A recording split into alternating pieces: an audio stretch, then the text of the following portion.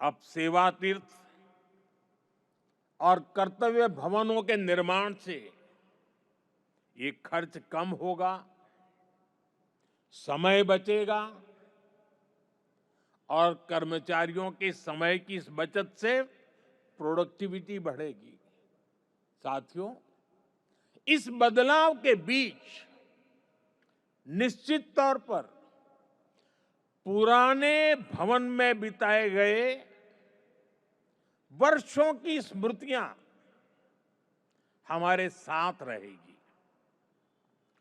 अलग अलग समय की चुनौतियों से जूझते हुए वहां से कई महत्वपूर्ण फैसले किए गए हैं।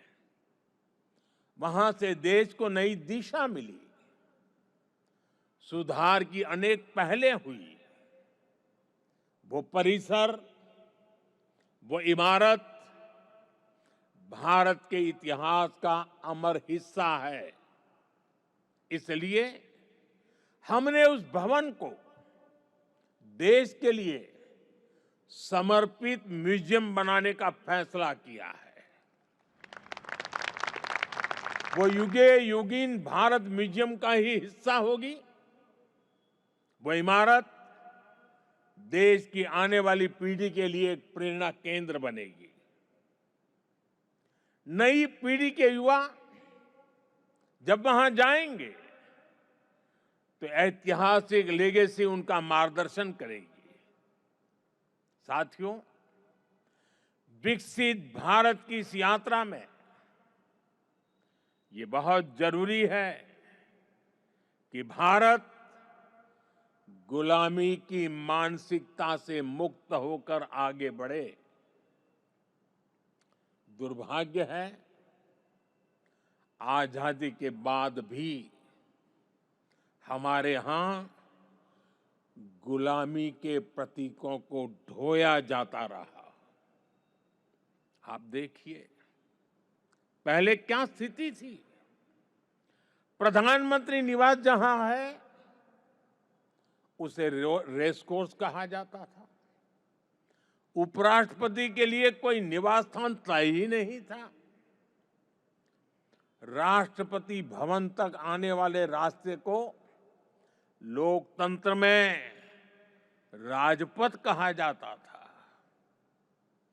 आजाद भारत में जो सैनिक शहीद हुए उनके लिए कोई स्मारक ही नहीं था। जो सुरक्षा बल, जो पुलिसकर्मी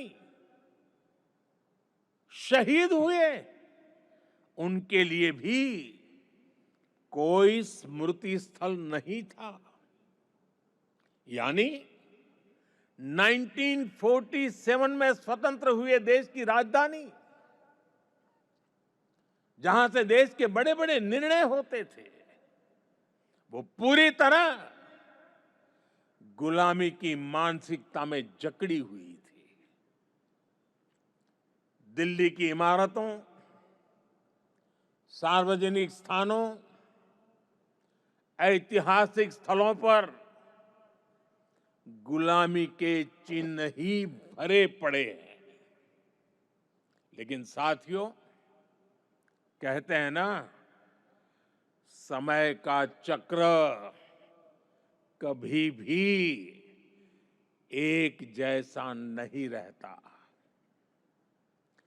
2014 में देश ने तय किया कि गुलामी की मानसिकता अब और नहीं चलेगी। हमने गुलामी की इस मानसिकता को बदलने का अभियान शुरू किया। हमने वीरों के नाम नेशनल वॉर मेमोरियल बनाया। हमने पुलिस की वीरता को सम्मान देने के लिए पुलिस स्मारक बनाए। रेस कोर्स रोड, उसका नाम बदलकर लोक कल्याण मार्ग रखा गया। और ये केवल नाम बदलने का निर्णय नहीं था, ये सत्ता के मिजाज को सेवा की भावना में बदलने का पवित्र प्रयास था। साथियों, हमारे इन फैसलों के पीछे एक गहरी भावना है, एक विजन है। ये हमारे वर्तमान, हमारे अतीत और भविष्य को भारत के गौरव से जोड़ती है। जिस जगह को पहले राजपथ के नाम से जाना जाता था, वहां न पर्याप्त सुविधाएं थी, न आम नागरिकों के लिए समुचित व्यवस्था। हमने उसे कर्तव्य पथ के रूप में विकसित किया। आज वही स्थान परिवारों, बच्चों, देश भर से आने वाले नागरिकों के लिए एक जीवंत सार्वजनिक स्थल बन चुका है। इसी परिसर में नेताजी सुभाष चंद्र बोस की भव्य प्रतिमा स्थापित की गई। लंबे समय तक हमारी राजधानी में अपने महान नायकों की स्मृति को इस रूप में स्थान नहीं मिला था।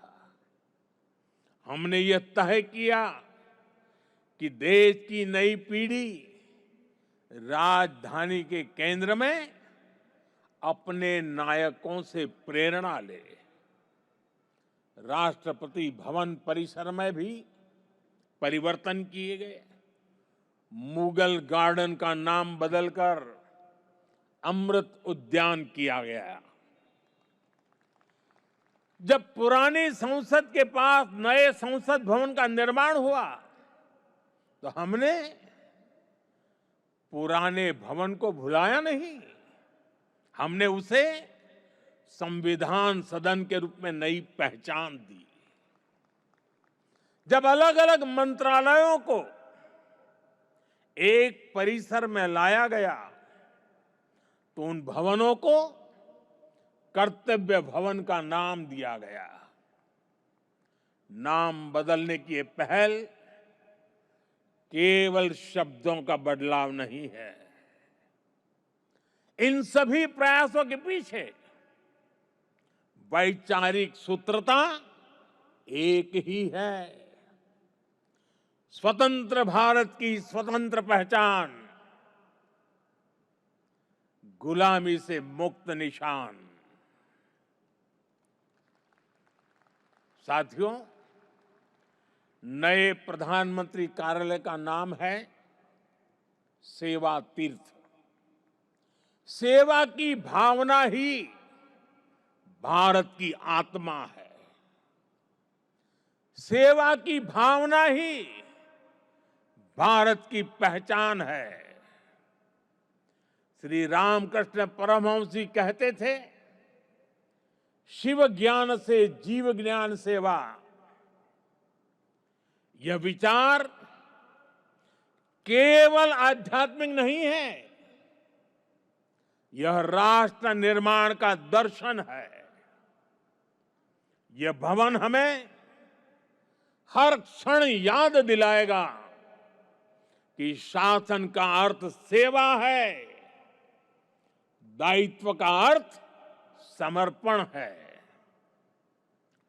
हमारे शास्त्रों में भी कहा गया है, सेवा परमो धर्म, अर्थात सेवा ही सबसे बड़ा धर्म है।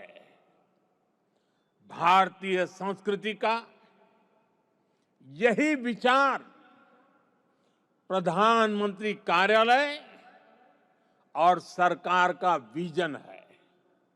इसलिए सेवा तीर्थ ये केवल एक नाम नहीं, ये एक संकल्प है।